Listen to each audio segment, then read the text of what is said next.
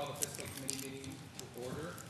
First, I need approval of the minutes for Monday, July 18th, 2011. Move approval, Aguilar. Second, Karski. Moved by Aguilar, seconded by Karski. Any questions, comments, or changes? Seeing none, all those in favor say aye. Aye. Those opposed, same sign. Motion approved. Reports and updates. Before we get into that, I should make it clear, we will adjourn no later than 6:40. Is that okay with you? 6:40? There, now it's on. You'd think I'd know how to use a microphone. 6:40, we will adjourn no matter where we're at on the agenda. So we'll start with reports and updates. Item A is a discussion on sewer water rate increase freeze for elderly and low-income families. We just touched on this subject at the last time we met, which was 2 months ago. So hopefully we can spend a little more time on that. And Director Cotter. Unless, Councilor Jamison, did you have anything you wanted to introduce with this before we get into the presentation, since you brought this to the agenda? I sure could if Mark could summarize it as well. But the idea was that we were looking at water rate increases throughout the city, and we were all pretty well challenged by citizens on how we could control these water rates when there isn't a lot we can do, because the repairs and things that they do for the water system are very important and need to be done. But we also acknowledge that there's people in our community who are struggling, and a rate freeze of those increases could possibly help some people. Although it's minor, it's an effort that the city could take to help alleviate the system. So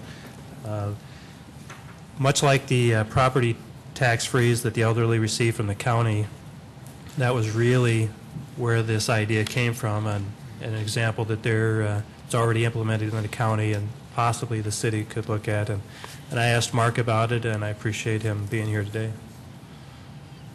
Director Cotter.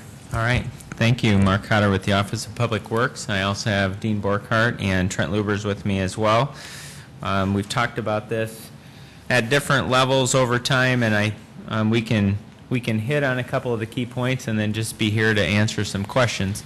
But essentially back in 2006, when we embarked on really getting the rates in line with the operational and capital budget that we needed to have for a good sound system, to not only have the rates at the right respective levels, but also have responsible reserve levels in place. There have been rate increases that have been double digits for a series of years. We are very close to that point where we'll get to more of an inflationary, so the end is near.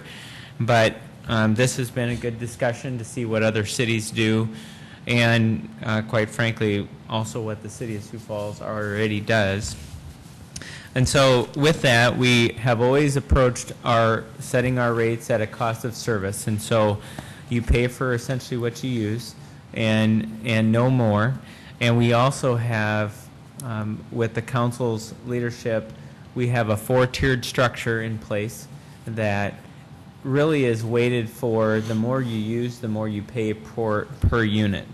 And so those ratios are from 0 to 7 CCFs, 8 to 50, 51 to 150, and over 150. There's a tiered rate structure.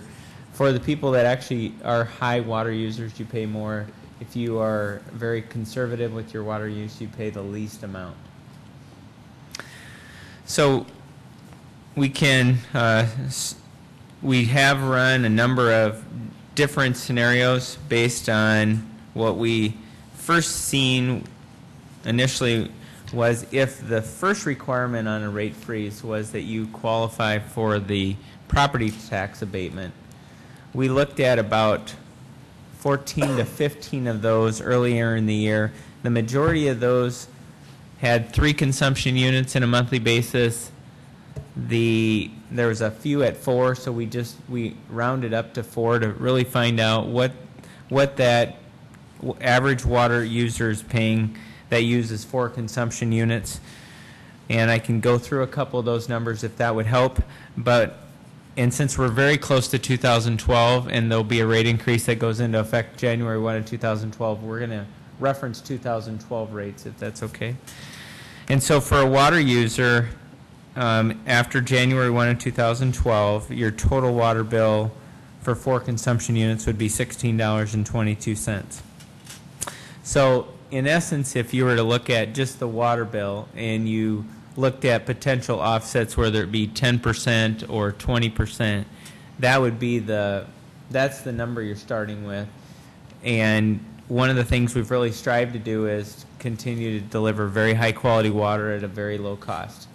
And so that is the amount for water. For sewer bill for that same user, that'd be $14.53. And so their combined water and sewer for a 4-unit consumption is $30.75. If I could just go on with the programs that have been provided in the past, that I think that this really tells a good story and a commitment that the city has really followed through on, is back in 2004 when the water consumption program was developed, and it's been funded at about $350,000 per year. That just alone, if you replace a toilet, and a toilet accounts for about 11% of your normal water usage on a month. If you just replace a toilet, and essentially the city pays for that because your first toilet that you get replaced is $75 in rebate, you can start to save on a monthly basis just at about $1.50. That's pretty close to a 10% rate freeze in a sense, but the good news is that you actually, not only you provide a relief, you also change the amount of water that you harvest, that you treat, ultimately pump, and that goes into the system. So we've talked about that in the past, that somewhat indirectly the city's been very aggressive on paying for or providing vehicles to really not only reduce their bill, but through reducing their consumption. So we have a number of other factors that we can talk to, but maybe at this point, Counselor, we can open it up to questions. Questions for Mark, please. Counselor Karski. Mark, what percentage of our users are at 4 units per month? Do we know that? And the reason I ask that question, I guess, is when I'm thinking of the elderly, it's typically 1- and 2-person households, and I'm imagining that they're going to be a large percentage of those 4 units. But I'm just curious, do we know about how many are 4 units? I mean, is it like 5%? Is it 25%? Give me an idea. I may have to do a source for that if we don't have that here for you. Okay. Do we have that? We can certainly follow up with that to actually give you a breakdown. Now, we would not know demographics, but we would know how many households out of the 47,000 customers actually use 1, 2, 3, 4, all the way up. So okay, so I'm going to make the assumption that our lower users will be single or 2-people households, and that probably would be mostly the elderly or young married couples, I guess. But yeah. Other questions? Councilor Jameson.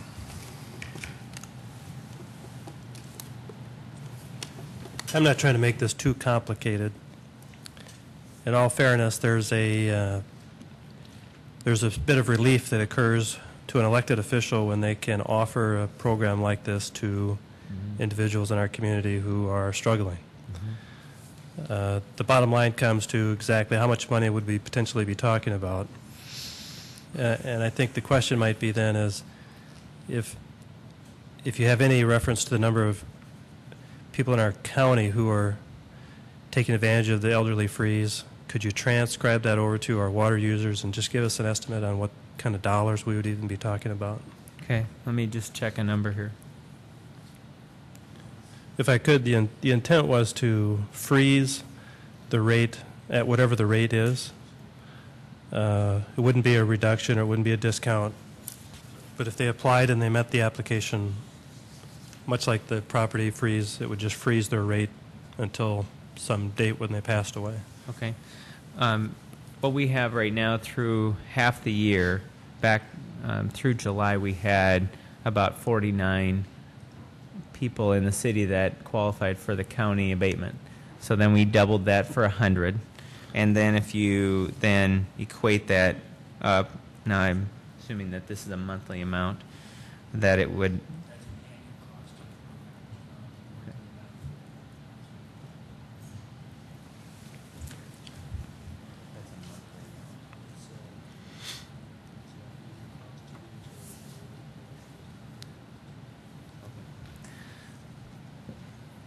So based on those low numbers, having about 100 people that would qualify for it, it would, for a 10% rate reduction, would be about $1,600.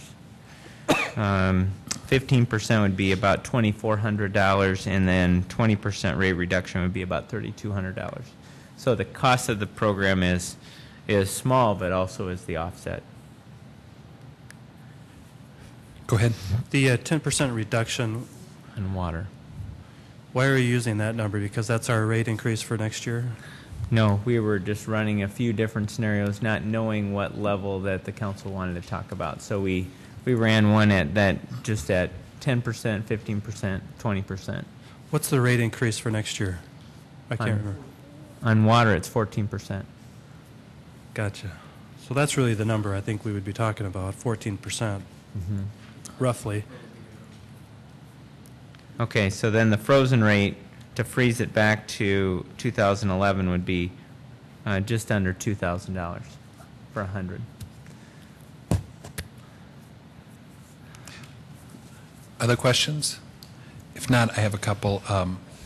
It may be $2,000, but administratively, is there any way to estimate what it would cost? Probably more than $2,000 to administer it.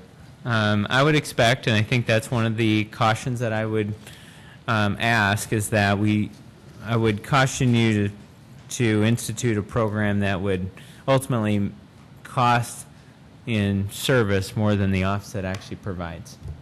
And I think one of the things that we've really seen over time is that we've achieved such low rates for so long, went nearly 20 plus years without a rate increase in our city. And so there's always been a very conscious effort to keep rates as low as possible.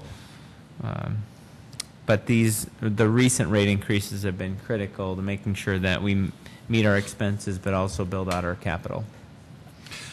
And if there are no other council questions, how many uncollectibles are there monthly on water, sewer bills?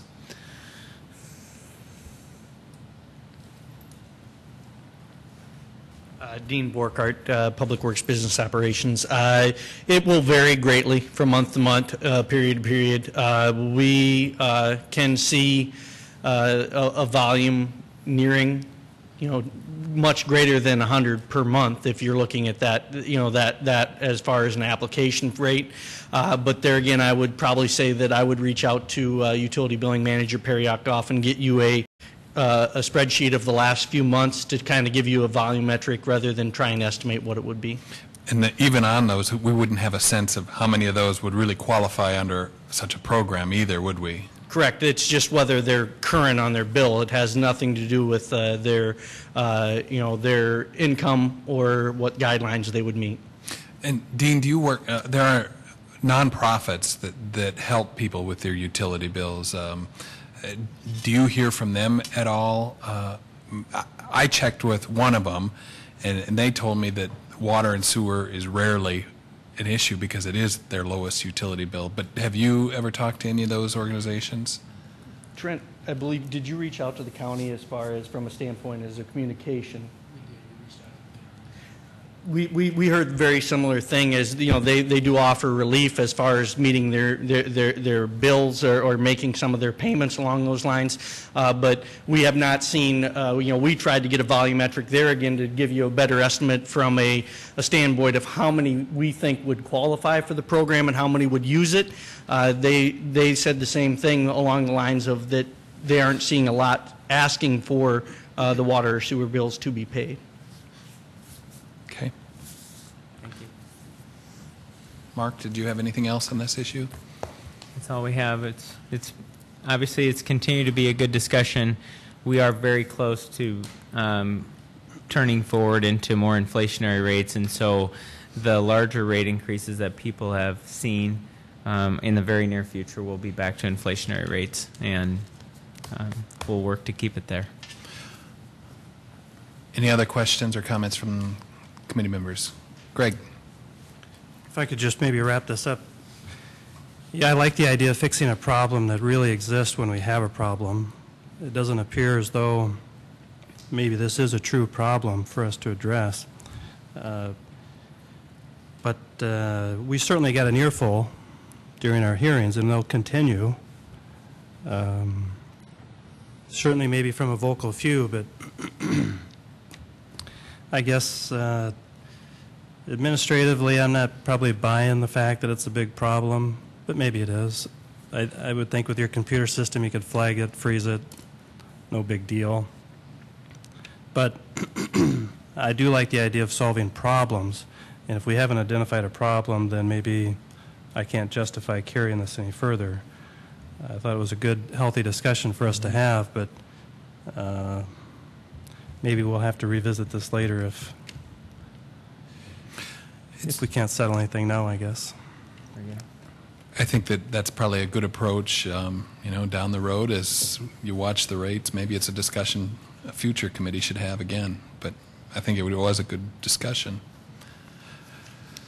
With that, am I okay in assuming from the committee that we can pull that off our agenda? I see nodding, so that issue is taken care of, Mark. Item B is also Director Cotter's discussion on sewer water rate increase cycle of 3 or 5 years. All right, thank you again. Let me again ask Councilor Jamison, he brought this forward. Did you have any introductory remarks before Director Cotter? You know, again, this comes from public pressure put on us during these rate increases and justifying rate studies that are done every year and adding those costs to services essentially to get that water. And the idea was just whether or not we could do those studies every 3 years or 5 years. I think I had suggested 5 and Mark had recommended, what about 3? So I yield to the 3 possibly, but I think there's some discomfort from some of us who would feel that a study every year might be a little overkill. When we project out those rate increases for several years, that perhaps we could live by those numbers more than 1 year. And I would recommend 5, but if Mark can sell me on 3, great. Director Okay, Cotter. put my sales hat on here.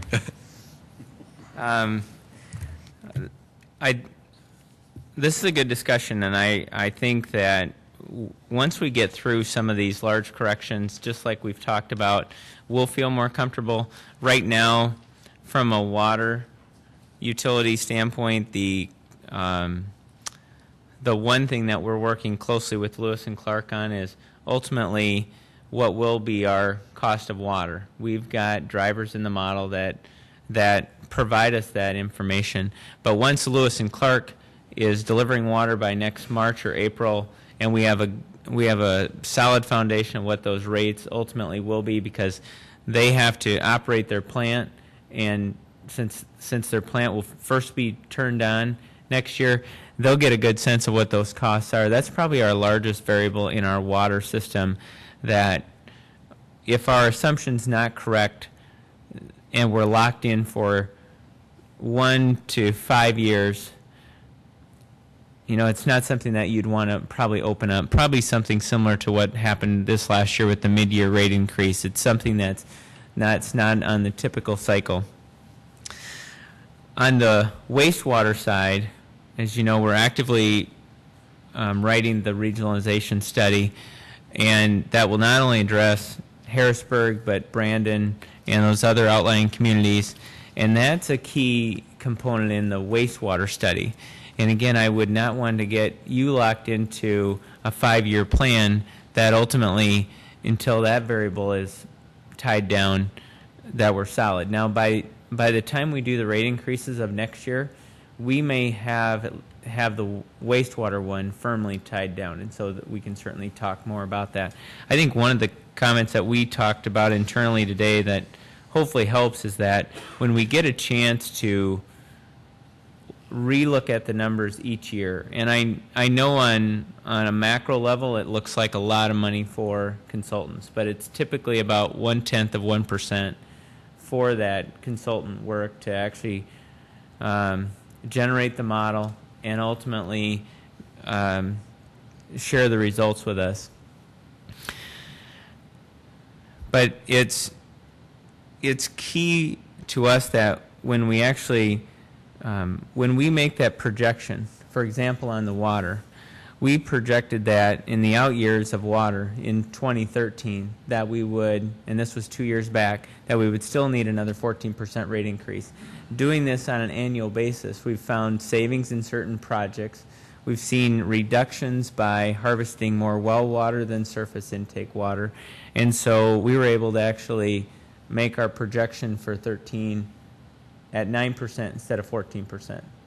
And so had we have locked in back in 2010, say for 5 years, I mean, that'd probably be an easy one to open up and then ultimately reduce the rates, but then that generates more questions about the rates. And it does really give the council, how is the utility doing this year financially? So that's one place where it actually, we reduced it and brought that to you. On the other side, wastewater, with the conditions that we had with the central main and the other improvements that we're making, we were to that point of inflationary rates and then had to come back up with about 3 years of 8% rate increases. So again, you make an action that ties you to multiple years and things happen. They're both very big systems. They nearly have 1,000 miles of distribution and collection apiece. EPA could change a regulation on either the water or wastewater side that is not in that rate model driver, and it just becomes a number of variables that we want to make this as streamlined as possible for you, but we also want to make it as healthy for the utility. So my takeaway is that I think from our standpoint, once on the water side, once we have Lewis and Clark Water and we actually have our first invoice and we have confidence in what our water rates will be from Lewis and Clark, and then ultimately the same on the wastewater side for the regionalization study, that we would be very interested in going 2 to 3 years projections for you. And 5 years is the outside. I've seen a 5-year. I've seen Omaha did a 5-year. And so that's our initial thoughts, and we're here to take questions. Based on what I've read about Omaha utilities, I don't know that we want to base it on that model. No, exactly. Questions from the committee? Councilor Jamieson. We need to get you a better salesman hat. I suppose the reality is there's a very good information there, frankly, really, with Lewis and Clark coming online. It's a big deal. It's a new deal. I think all the details are pretty well worked out, but I'll give you that. That's fair. More than anything, I wanted to get out here was the idea that on these enterprise funds, we can't hardly change much of them except monitoring the expenses. And this was one of those expenses that I thought we could take a closer look at. Mm-hmm. And if we could just get out of the mentality of doing it every year, that was one of my biggest goals, was to get out of that mentality, and maybe after a threshold of next year cycle with Lewis and Clark online, if you would break that cycle, and so it doesn't always annually come up and it's time to do the new study, consider it as an expense that maybe it's something we could trim out and utilize a longer 3-year, 5-year projection. That's really my thrust here, Chairman, if I could, just to try to bring awareness like that. So, in all fairness, your sales job was pretty good. I think it's okay. It works. Just so we're thinking more about it. Other questions or comments? Councilor Karski. Just curious, what is our cost per user on the water and sewer study for the advisor or consultant? We have 47,000 users roughly? The water purification operational and capital budget for 2011 is $27 million. and the study was just over 28,000. So it's about 1/10%. We have about 47,000 customers, and so that would be probably about 55 cents per customer. Per year. Per year, right. You know, I guess as a person who is used to dealing with actuaries on an annual basis and seeing studies and stuff at 50 cents per year, it seems a fairly nominal and very low cost. But in the interest of the overall budget, I agree with Councilor Jamison that maybe it is time to go to a 3-year cycle in it. One thing that I would offer is that one of the areas that we can cut down on the contracts is the amount of public presentations and public works with Trent and Dean. We can take the data and make the presentations, and if it gets to a point where you have some model questions that, I mean, if we can stretch out more times where we update you, and if we can't answer the question, we can come back. We can ultimately reduce those contracts with those consultants, have them come to town less, if any, and start to immediately show some relief. I think that's a great solution. I think that, speaking on behalf of the council, I think we'd rather hear most times from you anyway, and then save up those questions if we need to have the company come down, the consultant come down. Okay, very good. Any other questions or comments? The only thing I have a couple comments. I think it is good to look at the expense side of that because Councilor Jamison is right. We don't have a lot of oversight in that area. So if there are other ways that we could do that, I think that would be important. But we don't make promises that we won't raise property taxes annually. We don't say, you know, we're only going to look at that every 3 to 5 years. That would not be responsible for us to do that because it depends on the revenues and expenses. So I don't think we can manage the enterprise accounts in this any differently. I think we have to look at it annually. So, and I've very publicly praised Mark for doing that annually, and I would hope that we would continue that going forward. So with that, committee, is this something we pull from our agenda for now as well? Thank you. You've got 2 buys, Mark. Item C is the fraud hotline protocol policy. Rich Oaksall is addressing that.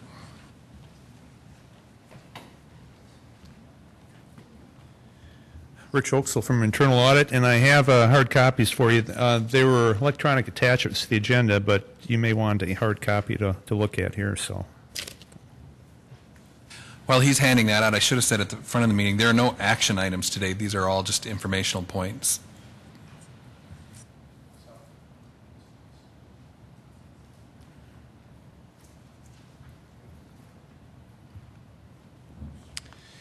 So what's being handed out is one is a sample fraud policy, and one is an actual real-life fraud policy.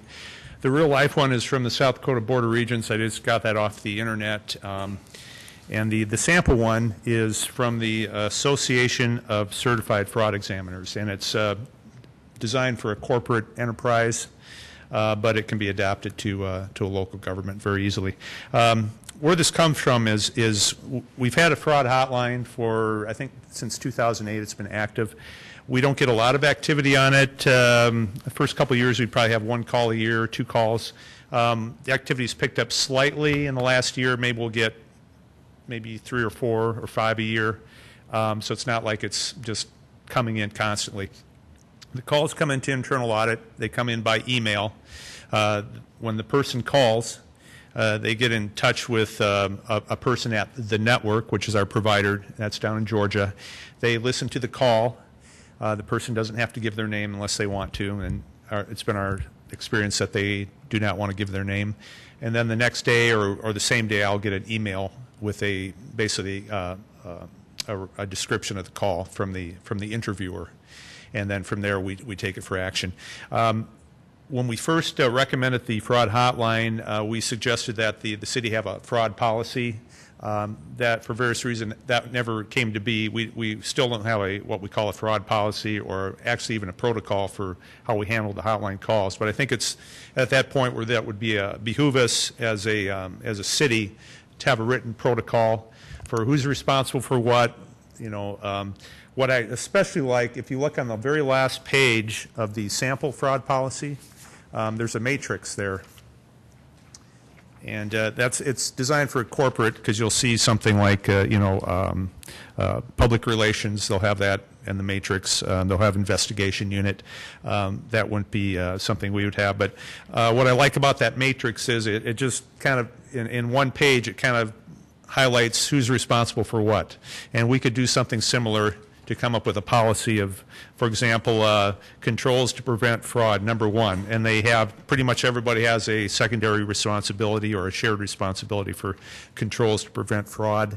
And then it kind of just goes down the list of action required, and then who's responsible primarily and who's secondarily responsible. So I think that would be something that we'd want to come up with. And right now, we don't have any policy. I have a meeting scheduled tomorrow with the city attorney. I was going to kind of get the ball rolling and just kind of discuss it with him. I imagine we'd have further discussions with other directors, and that we would start the process of perhaps coming up with a draft policy based upon these examples right here.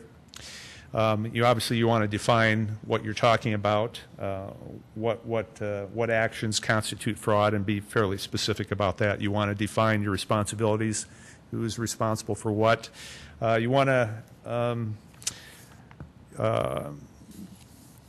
have some reporting procedures, and this is something that the city might want to talk about. Do we want to have a whistleblower protection? Do we feel that's necessary? We had that discussion about 3 years ago with the audit committee and with city attorney's office, and we did not take the action back then.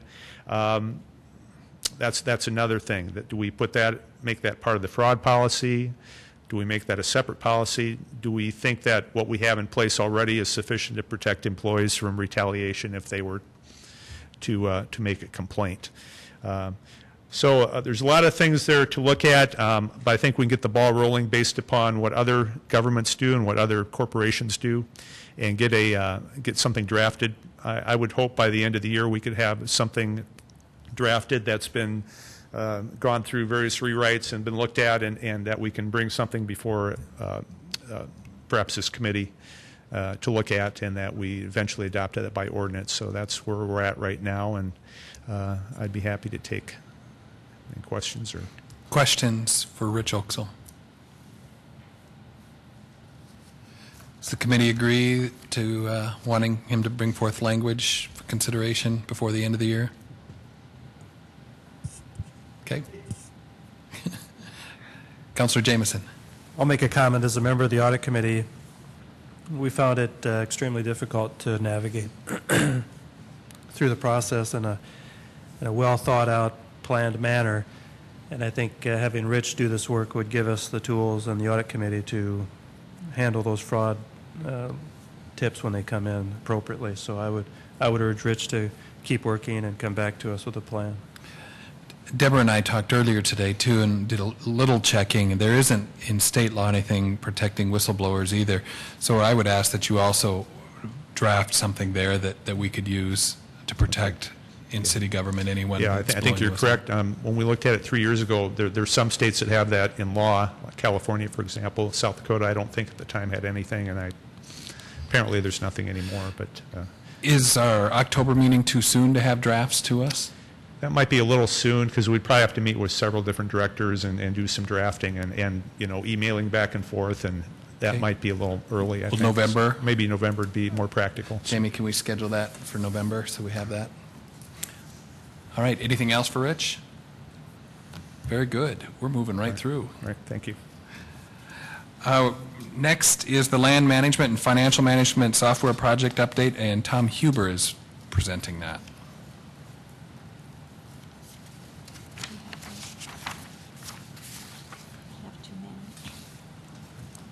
You're going to consume the next 25 minutes, Tom? Hopefully less. Depends on questions. Tom Huber with the Finance Office. It's been a while since we talk about it frequently, but it's been a while since we've given a formal update on the financial and land management software projects. One thing important to note is these are two separate systems that we're talking about, two separate applications.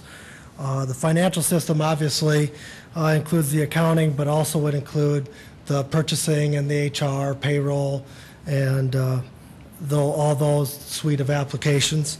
The land management encompasses the planning, zoning, and engineering components of that make use for land use planning, permitting, inspections, and code enforcement. So there are two separate systems, and we just walk them along together throughout this process. Want to start by again reiterating why we're looking at new systems for these applications. Some of the most notable challenges that came up is through our assessment in the current environment. We're dealing with outdated technology.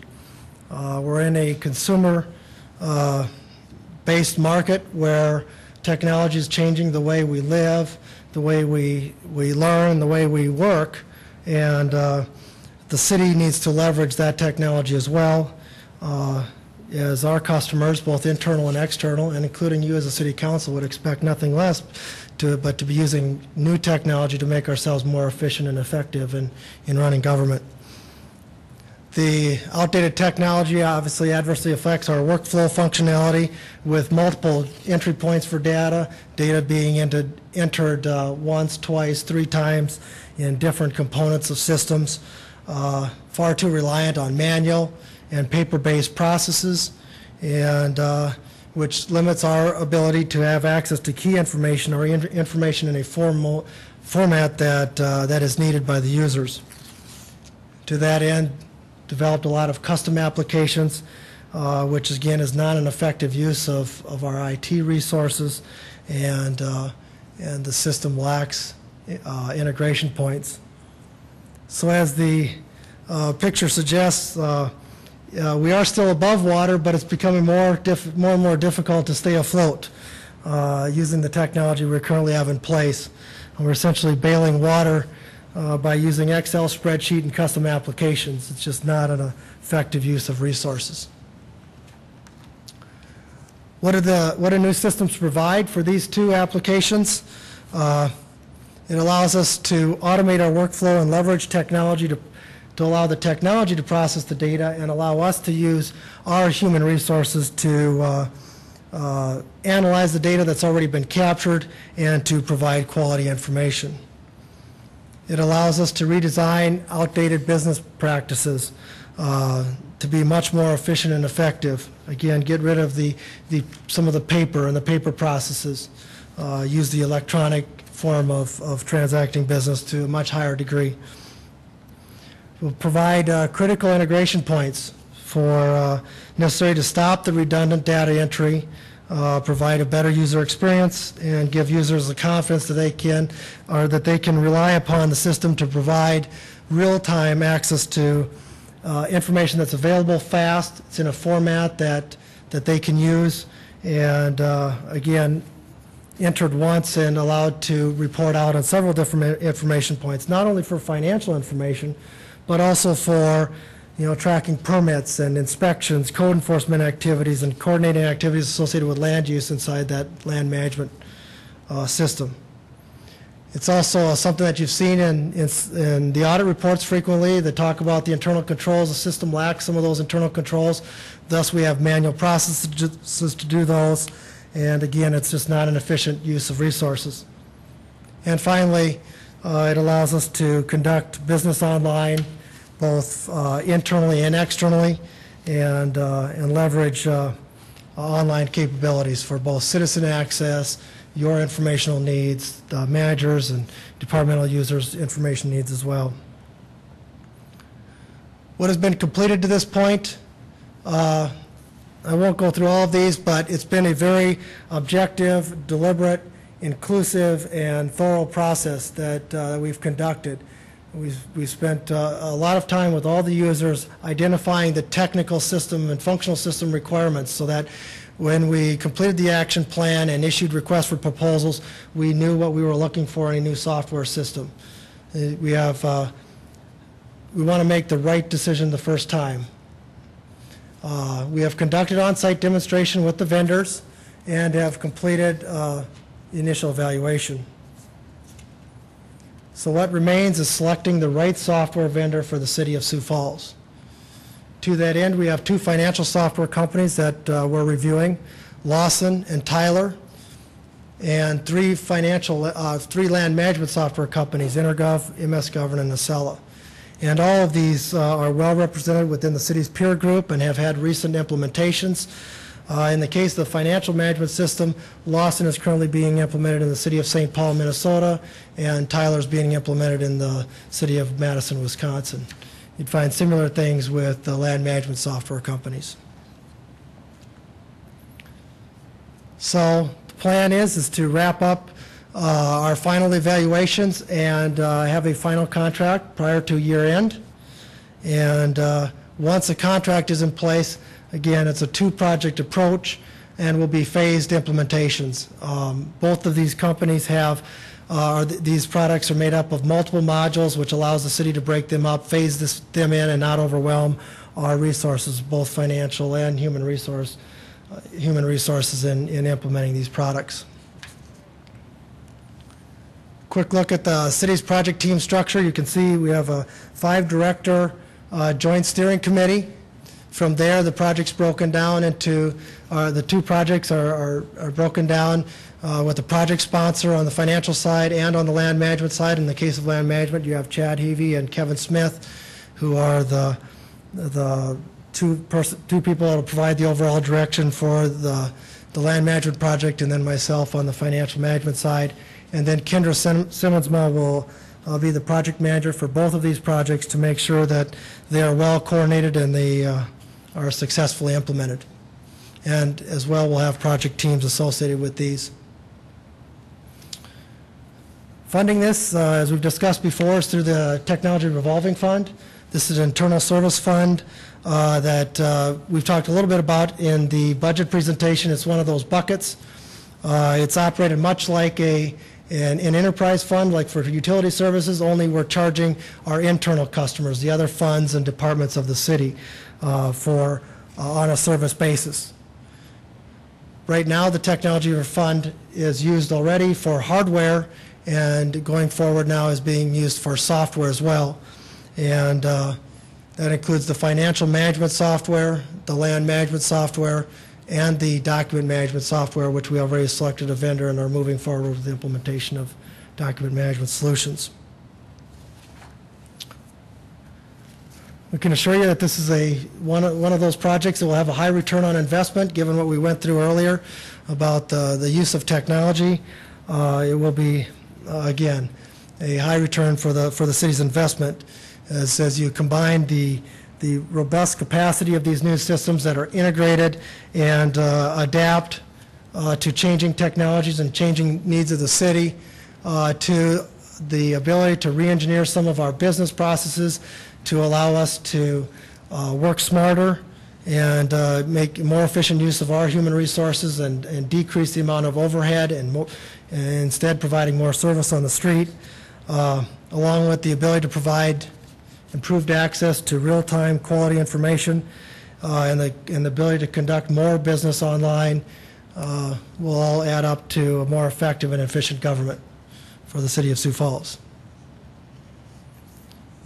So to conclude, I guess we all certainly recognize the large task that is in front of us to implement these 2 new software products, but the teams are ready to go and very much looking forward to stepping up to the challenge and plan to shoot forward to the future using up-to-date technology. And be happy to answer any questions. I want to know who put your presentation together.